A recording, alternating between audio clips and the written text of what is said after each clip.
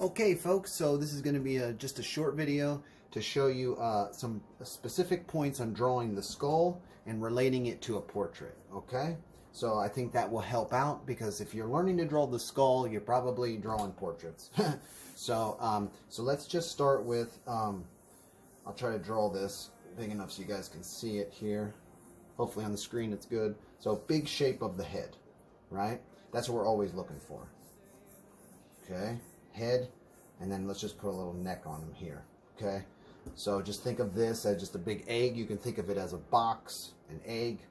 Either way, doesn't matter. Okay, so quick points to remember. You're looking at the skull or you're looking at a portrait. Just in general, you can put the eye line about halfway on the head. Okay, so approximately in here, right? Then you can come down and say, okay, well, the mental is going to be right down here, which is the jaw. Okay, then you can just put a long line here, almost like an antenna, or what we call a middle line, and then judge the distance from here to here and make sure that those are correct. Okay, that's going to be a big deal. So all you have to do is measure like this. This is if you're looking straight on for practice. This is just practicing. So I just draw this out of my head and then look at the skull. All right, so you guys can do that too. So if that's our eye line, so let's find the brow ridge right here, okay? Depending on the person, if it's a female, it'll be slightly higher, male a little bit lower. And then let's find the bottom of the nose. So I just do relative thirds here, and right here is the nasal spine, which is right there, and the bottom of the nose, okay? And then I look for the frontal bone, right, which is going to be approximately in here. Come down, and then right here, okay, so what I do is I go about a third. It depends on the model. You have to observe, and then you can shift it. But right here will be the, so you just find this line here, all right, come across, just like that. So I draw a long line so that I can relate one thing to another. All right, so that's what I'm doing when you see me do that. So that's going to be right in between his teeth there, about the middle of the mouth. And let's find the eye socket. So when I look for the eye socket, I usually come down about halfway on the nose here. So that'll be the bottom right here, the orbit of the eye.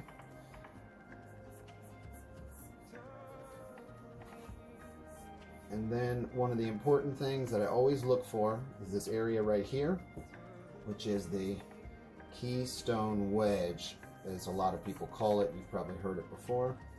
I always look for that, right? And then that nasal bone will come down to about here. Now, I can't break down everything because we're limited on time, but you can hopefully you get an idea from this what's happening in the skull and a regular head, okay? So let's go ahead and, so right here, this part is crucial, that you get the orbit of the eye is usually much bigger than you think it is, okay? So he's gonna look like a little robot. So just have fun with it. You're gonna have the temporal portion here, right, come straight across. The ear is usually going to be right above the brow line here, and then you can bring the nose right across here and find the bottom of the ear, right, approximate, something like that. Now if you come straight across here, bottom of the nose, notice what happens. It comes right across, and then boom, right here is the zygomatic bone. So it's lower than a lot of people think it is.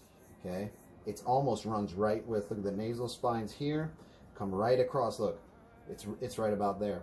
So the eye socket and the zygomatic bone is usually one that you'll see a lot of times is off in the drawing. Okay, everything else you can kind of tweak. So let's just come down here and look for the ramus okay, the jaw. And then right here, you bring the mouth across, we're going to find the angle of the jaw, and then we're going to come down. Just observe the model that you're looking at to get an idea, okay? So that's good. Boom. What do you really need here? Let's see. Okay, let's jump up here. We'll cover one more thing, and then you guys can practice this, and then we can build on that. So right here, there's a plane change that's really important, okay?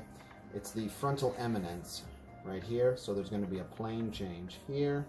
Comes up, comes over, comes down. So look for that plane change.